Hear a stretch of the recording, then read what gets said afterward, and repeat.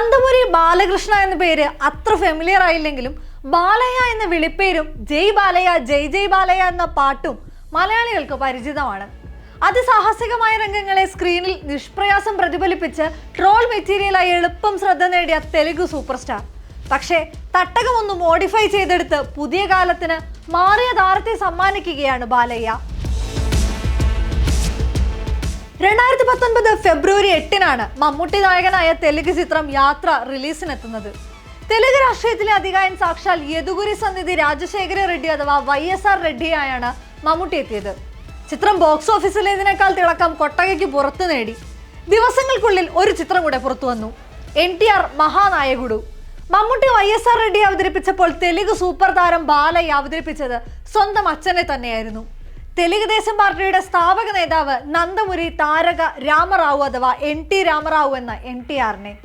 ചിത്രം ബോക്സ് ഓഫീസിലും തകർന്നു തരിപ്പണമായി. രണ്ട് ചിത്രങ്ങളുടെയും ഉദ്ദേശം ബോക്സ് ഓഫീസ് ആയിരുന്നില്ല എന്നത് പകൽ പോലെ വ്യക്തം. തൊട്ടടുത്ത മാസം ആന്ധ്രയിൽ നടക്കാനിരുന്ന നിയമസഭാ തെരഞ്ഞെടുപ്പിലേക്ക് വേണ്ട പുത്തൻ തന്ത്രമായിരുന്നു രണ്ടും. യാത്ര നൽകിയ വിഷ്വൽ ട്രീറ്റിനുള്ള സ്നേഹാദരവ് പ്രേക്ഷകർ ബാലറ്റിലൂടെ തിരിച്ചു നൽകി. ആകെയുള്ള 175 സീറ്റുകളിൽ 151-ലും വിജയം കണ്ട YSR കോൺഗ്രസ് ആ വർഷം ഭരണം പിടിച്ചെടുത്തു. രാഷ്ട്രീയ അജണ്ടകൾ മുൻനിർത്തി NTR കഥാനായകുഡു, NTR മഹാനായകുഡു എന്നീ രണ്ട് ചിത്രങ്ങളാണ് ഇക്കാലത്ത് ബാലയ്യ പരീക്ഷിച്ച് പരാജയപ്പെട്ടത്. രാഷ്ട്രീയത്തിലും തെലുങ്ക് ബോക്സ് ഓഫീസിലും നേരിട്ട കനത്ത തിരിച്ചടി അയാൾക്ക് താങ്ങാനാവുന്നതിലും അപ്പുറത്തായിരുന്നു. തെലുങ്ക് പ്രേക്ഷകരുടെ പൾസറിഞ്ഞ് സിനിമ ചെയ്തിരുന്ന താരത്തിന്റെ കണക്കുകൂട്ടലുകൾ പിഴയ്ക്കുന്നു എന്ന തിരിച്ചറിവ് അയാളെ മാറ്റത്തിന് നിർബന്ധിതനാക്കുകയായിരുന്നു.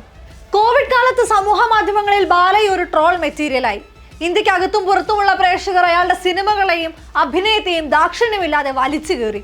അതൊരു രാഷ്ട്രീയ പ്രവർത്തകൻ കൂടെയായ ബാലകൃഷ്ണയ്ക്ക് അയാളുടെ ഇമേജിന് മേൽ കൊണ്ട ക്ഷതം കൂടെ ആയിരുന്നിരിക്കാം. കരിയറിലെ ആദ്യ 150 കോടി ചിത്രവുമായാണ് അയാൾ വിമർശനങ്ങൾക്ക് മറുപടി നൽകിയത്. കോവിഡ് ക്ഷീണത്തിൽ നിന്നും തിയേറ്ററുകൾ കരകയറാൻ ആഞ്ഞു ശ്രമിച്ച കാലത്ത് ബാലയ്യയുടെ അഖാണ്ട നെടുംതൂണായി. ഫോർമുലകളിൽ കോവിഡിന് ശേഷം ബാലയ്യ നടത്തിയ ചെറിയ മാറ്റങ്ങൾ കളക്ഷനിൽ കോടികളുടെ വ്യത്യാസമാണ് ഉണ്ടാക്കിയത്. കഥയ്ക്ക് കൂടുതൽ പ്രാധാന്യം നൽകുന്നതിനൊപ്പം സഹതാരങ്ങൾക്ക് കൂടെ സ്ക്രീൻ സ്പേസ് നൽകാൻ ശ്രമിച്ചു. പകുതി പ്രായമുള്ള നായികമാരുടെ കാമുക വേഷത്തിൽ നിന്നും അയാൾ അച്ഛൻ വേഷങ്ങളിലേക്കും സന്യാസ വേഷങ്ങളിലേക്കും മാറി. അതേസമയം ടെക്നിക്കൽ ക്വാളിറ്റിയിൽ പുലർത്തി വന്ന സൂക്ഷ്മത കൈവിടാതെ കുറച്ചുകൂടെ കൊമേഴ്ഷ്യൽ ചായം തേച്ച് മിനുക്കിയെടുത്തു. എന്നാൽ ബേസിക് ബാലയ്യ സ്വഭാവത്തെ സാറ്റിസ്ഫൈ ചെയ്യാൻ വേണ്ടതൊക്കെയും അതിലുണ്ടായിരിക്കും. ഈ മാറ്റത്തിന്റെ ഏറ്റവും ഒടുവിലത്തെ പരീക്ഷണമാണ് ഡാക്കു മഹാരാജ്. ഡാക്കു മഹാരാജ് ഒരു അൺബിലീവബിൾ പ്ലോട്ടാണ്. അതൊരു ഫാന്റസി കൊമേഴ്ഷ്യൽ ചിത്രമാണ്. അതിലെ ചേരുവകളെല്ലാം കൃത്യം. ബാഹുബലി കണ്ടിരിക്കുന്നത് പോലെ, KGF കണ്ടിരിക്കുന്നത് പോലെ, പുഷ്പ കണ്ടിരിക്കുന്നത് പോലെ അതിശയോക്തികളെ കൊമേഴ്ഷ്യൽ പുകമറ കൊണ്ട് സമർത്ഥമായി ബാലൻസ് ചെയ്തെടുക്കുന്ന ഒരു ബാലയ്യ ഷോ. അതിന് കഥയുടെ പിൻബലമുണ്ട്. മറ്റു കഥാപാത്രങ്ങൾക്ക് നൽകുന്ന സ്ക്രീൻ സ്പേസിന്റെ സൗന്ദര്യമുണ്ട്.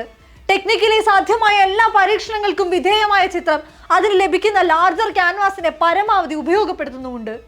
ഒരു ബാലയ്യ ചിത്രത്തിൽ ഇതൊന്നും പ്രതീക്ഷിക്കാതിരിക്കുന്ന പ്രേക്ഷകർക്ക് ഡാക്കു മഹാരാജ് ഒരു സർപ്രൈസ് തന്നെയാണ്. 400 കോടിക്ക് മുകളിൽ ബജറ്റിട്ട് ശങ്കർ ഒരുക്കിയ രാംചരൺ ചിത്രം ഗെയിം ചേഞ്ചറിന്റെ പാൻ ഇന്ത്യൻ റിലീസിന് 2 ദിവസം വ്യത്യാസത്തിലാണ് ഡാക്കു മഹാരാജ് റിലീസിനെത്തിയത്. 100 കോടി മുതൽ മുടക്കിൽ ഒരുക്കിയ ചിത്രം 125 കോടിക്ക് മുകളിലാണ് കളക്ട് ചെയ്തത്. കേരളത്തിൽ റിലീസ് ഉണ്ടായിരുന്നില്ലെങ്കിലും OTTയിൽ എത്തുന്നതിന് മുമ്പ് തന്നെ ഇന്റർനെറ്റിൽ പ്രചരിച്ച പതിപ്പ് കണ്ട് ഹ്യൂജ് ഫാൻ ഫോളോയിങ് ആണ് ചിത്രത്തിനുണ്ടായത്. നെറ്റ്ഫ്ലിക്സിൽ റിലീസിനെത്തിയതോടെ ഡാക്കു സജീവ ചർച്ചയായിരിക്കുകയാണ്. ബാലയ്യയുടെ മാസും സ്വാഗും പരിഹസിച്ചു തള്ളിയ പ്രേക്ഷകർ തന്നെ അയാളുടെ മാസ് ഹീറോയെ ആഘോഷിക്കുന്ന കാഴ്ച.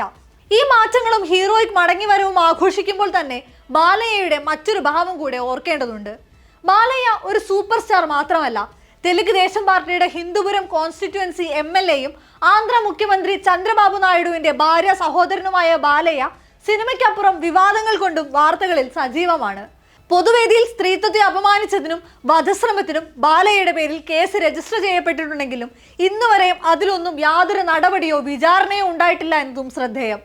പൊതുവേദികളിൽ ആരാധകന്റെ കർണത്തടിച്ചും ഫോൺ വലിച്ചെറിഞ്ഞും സഹനായികയെ സ്റ്റേജിൽ ഉന്തിയിട്ടും അയാൾ മാസ് കാണിച്ചിട്ടുണ്ടെങ്കിലും പ്രേക്ഷകർക്ക് വേണ്ട ഹീറോയിക് മെറ്റീരിയലുകൾ കൃത്യമായ ഇടവേളകളിൽ സമ്മാനിച്ചുകൊണ്ട് തന്റെ ആരാധകരെ വീണ്ടും വീണ്ടും കയ്യിലെടുക്കുക ഒരു ബാലയ്യ സ്റ്റൈലാണ്.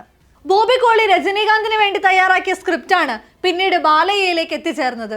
ബ്രഹ്മാണ്ഡ ചിത്രങ്ങൾ തിയേറ്ററിൽ തവിടുപൊടിയാകുന്ന കാലത്താണ് മേക്ക് ഓവറുമായി ബാലയ്യ തന്റെ സാമ്രാജ്യം വീണ്ടെടുക്കാൻ ശ്രമിക്കുന്നത്. അവിശ്വസനീയമായ ദൃശ്യങ്ങൾ കൊണ്ട് കോമാളിയായി മാറിയ നായകൻ മഹാരാജാവാകുമ്പോഴും രാജ്യത്തെ പരമോന്നത സിവിലിയൻ ബഹുമതിയായ പത്മഭൂഷൺ സ്വന്തമാക്കുമ്പോഴും അയാളുടെ പേരിൽ രജിസ്റ്റർ ചെയ്യപ്പെട്ട കേസുകൾ മാത്രം ഓർമ്മയാവുകയാണ്.